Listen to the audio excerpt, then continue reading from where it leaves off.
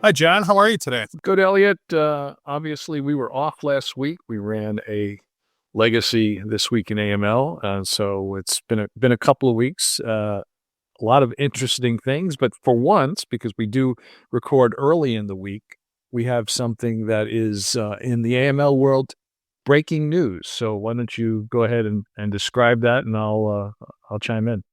Yes, the U.S. District Court for the Eastern District of Texas, a judge there this week issued a nationwide preliminary injunction against enforcement of the Corporate Transparency Act, basically stopping the deadline for companies to register in the beneficial ownership registry and also for using the data that's already in there come January 1st. It's a long opinion. It is only an injunction. So that means the judge determined that there's enough of a case for the plaintiff to win ultimately in a trial. It's a constitutional argument primarily that since the formation and management of corporations is something that is ceded to the state, that the federal government requiring the sharing of this information is essentially beyond their power. We'll see where this goes from here, but for now, I think the small business lobbies are happy, and FinCEN, I'm guessing, is scratching its head. And as we look at some other things in today's episode, I think we're going to see that if this is the final outcome, it will impact the U.S. standing in terms of its efforts to be high up on the list of countries that do a good job at anti-money laundering. Yeah, so two things. One is the response from the National Federation of Independent Business and related groups for the AML community. This should make you grin because I think one of the things we've always talked about in the CTA was how FinCEN was really trying exceedingly hard to make sure information was getting out there, how to make this filing fairly simple. But I will just read from the NFIB's press release. They said this is a huge victory for small businesses nationwide. It said that they were a mere 4 weeks away from the deadline to file their information in accordance with CTA, recording requirements that are, quote, a harmful invasion of small business owners' privacy and misuse of their valuable time, unquote. So here's the thing. We have a new administration. We have Republican House and Senate, and we have a Supreme Court decision that reversed Chevron. I think this is just the beginning of several very strategic attacks on laws and regulations that could impact what AML professionals have been doing since the beginning of the creation of our infrastructure. So I just leave it there. It will be interesting to see. As you said, this is a preliminary injunction, but obviously the compliance deadline is stayed for now. And so at least the reporting companies that haven't already filed will not need to file. So more to come on this. And a lot of our friends and experts on LinkedIn, I'm sure, will weigh in the next couple of days. But I thought interesting response, but clearly one I expected from an association of small business representatives. I think the next thing we should talk about, as I just alluded to a moment ago, is the Basel AML Index. Maybe a month ago, we talked about the fact that they announced that they'd made some minor changes to their methodology, and we can talk a little bit about that. But the Basel AML Index, so that's from the Basel Institute on Governance. It's an annual index. We've talked about it over the years. Came out this week. And John, if you'd like to start, maybe just a high-level explanation of what it is. The rankings, again, we've talked to these folks and actually interviewed folks from Basel before, and they give you risk scores for 164 countries, and it's based on 17 publicly accessible sources. So FATA, Transparency International, the Global Initiative Against Transnational Organized Crime, and this has been produced since 2012.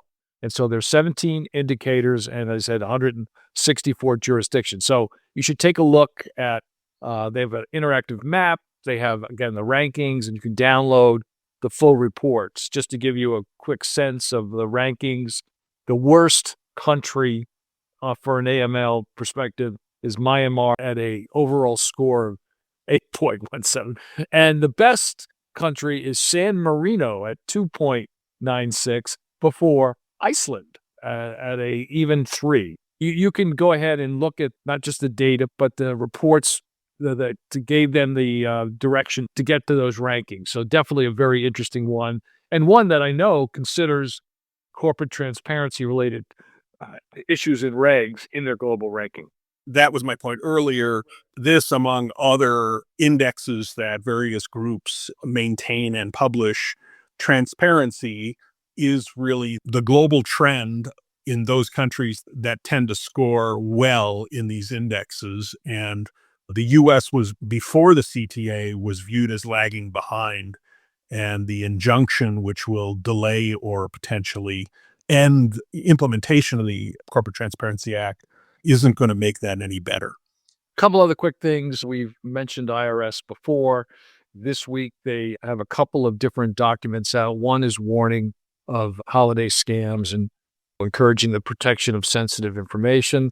And there's also a announcement reminding people that this is National Tax Security Awareness Week. And so they urge folks to watch out for bad tax advice on social media. So there's also some good examples of that in there. There's an organization called the Coalition Against Scam and Scheme Threats. And so they had a summit. They came out with some both red flags and some ideas there. So IRS is reminding people we are in the holiday season to be extremely careful. Treasury issued a bunch of other announcements, some on sanctions, former government of Uzbekistan officials for human rights abuses. That was issued.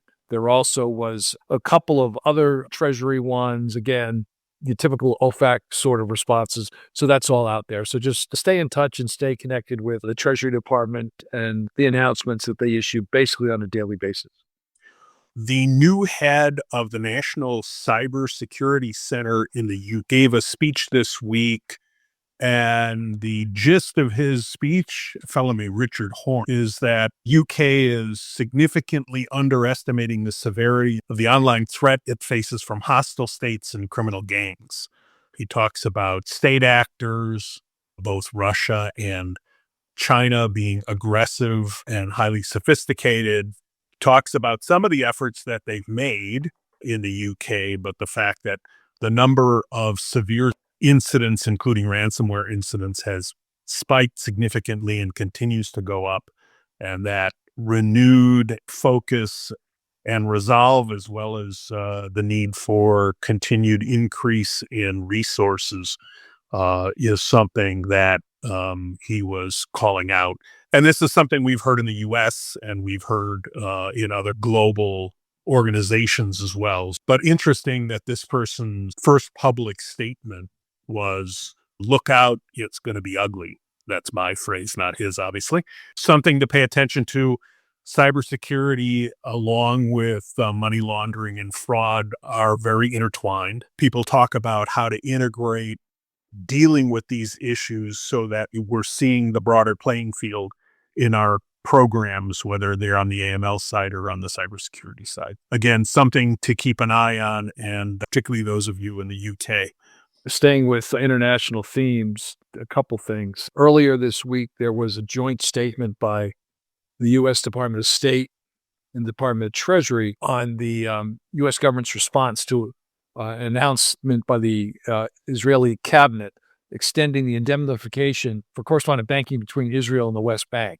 And the U.S. in the announcement said that they welcome the 1-year extension of this indemnification because it underpins correspondent banking relationships with Palestinian counterparts. And they point out that economic stability in the West Bank is essential for security, both for Israel and for the Palestinians. And related to that, an organization that we've interviewed and worked with, the Human Security Collective, issued a report this week. It's actually a very interesting analysis. And the title will tell you what it is in the title, right? The unintended consequences of financial sanction regimes on humanitarian organizations. So what are the gaps that need to be filled? They did a mapping study conducted by, again, the Human Security Collective for the Netherlands Ministry of Foreign Affairs. So this is a 26-page report. Again, it's a mapping study. The main focus was EU sanctions, but they also talk about UN issues, the UN Resolution 2664. But the bottom line is an interesting look at an area that our friends in the humanitarian world have been working really hard on, because we have these obligations, we meaning the AML CFT community, but obviously there are sometimes unintended impacts.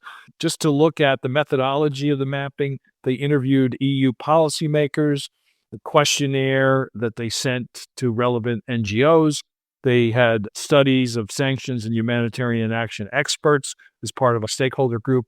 And then they had dialogues on the impact of these sanction regimes on what they're calling not just humanitarian, but peace-building organizations. So an interesting report. I'm going to try to effort to see if we can't get those folks to sit down for a lengthier discussion of this. Just came out, but those of you that are involved in sanctions or involved in the de-risking, de-banking space should take a look at this report that's on the Human Security Collective's website. And one you and I didn't talk about before we recorded, but I wanted to mention, over the years, we've talked about the fraud in the COVID-19 space. A federal grand jury in the Western District of Tennessee recently returned a 53-count indictment charging two North Mississippi women with multiple schemes defrauding the government of COVID-19 relief funds. These folks were in the tax preparing business, and they filed fraudulent tax returns on behalf of their clients, claiming tax credits in several of the programs. So, at least these are the allegations. And those clients received, in some cases, six-figure tax refunds, which they turned over to the tax preparers after keeping some small compensation for themselves. The total of the fraudulent claims is $65 million. So this is a real thing. It is just an indictment, so it's merely an allegation, but it will be very interesting to see where this one goes. And our partners at IRSCI were heavily involved in the investigation. One other thing I want to mention, over the weekend, there was an article in Axios, and it talks about what now is being called debanking as opposed to de-risking, but I guess we'll have to recognize that there's those terms and financial access as well. But it's a story about how technology founders believe that they're being persecuted by not getting access to certain financial institutions and banking programs and that sort of thing. They're calling it similar to Operation Choke Point, which was done during the Obama administration. I think our community is well aware of what that was and what it wasn't. But this is basically folks in the crypto-related industry that feel that banks are denying access, what they're calling, to broad classes of people. Like I said before, with the Supreme Court case and everything else that we mentioned, we're going to see more of this as well. I'd say take a look at that article, take it with a grain of salt. We are going to see more legislation, I'm convinced, in this next Congress addressing some of what I would call the real and imagined issues with de-risking. It's going to be fascinating. Yes. John, let me talk a moment about this month's webinar on December 19th at 1 p.m. Eastern Time. We're going to talk with some excellent experts about trends in AML compliance programs. And you can still register for that at our website, amlrightsource.com.